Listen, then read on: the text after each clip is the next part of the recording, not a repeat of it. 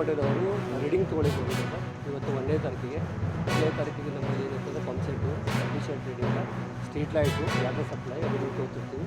So ಅವ್ನು ಬೆಳಗ್ಗೆ 8 ಗಂಟೆಗೆ ಆ್ಯಸ್ ಯೂಸ್ವಲ್ 1ನೇ ತಾರೀಕು ಇರೋದ್ರಿಂದ ರೀಡಿಂಗ್ ಹೋಗಿದ್ದಾರೆ.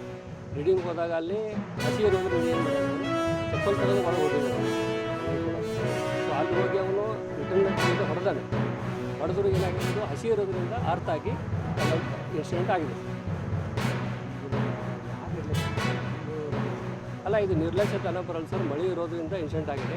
ಸುಮಾರು ಅವ 7 ವರ್ಷದಿಂದ ರೀಡಿಂಗ್ ಮಾಡ್ತಾಯಿದ್ದೆ. ಅವೇನು ಹೊಸಬೇನು ಅಲ್ಲ.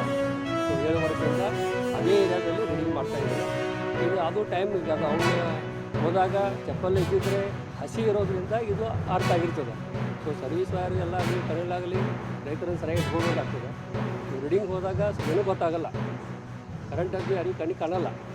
ಸೊ ಅವ್ನ ಕೈಯಾಗಿ ಟೆಸ್ಟ್ ಹಿಡಿದು ಚೆಕ್ ಮಾಡಬೇಕು. ಟೆಸ್ಟ್ ಹಿಡಿದು ಮೋಸ್ಟ್ಲಿ ಇನ್ನೊಂದು ಕೈಯಿಂದ ಟಚ್ ಆಗಿದೆ ಚೆಕ್ ಮಾಡಿ ಅವನು ಪ್ರಿಕಾಷನ್ ತೊಗೊಂಡು ಮಾಡೋಕ್ಕೆ ಹೋಗಿದ್ದಾರೆ. ಆದರೂ ಅದನ್ನೇ ನಡೆದು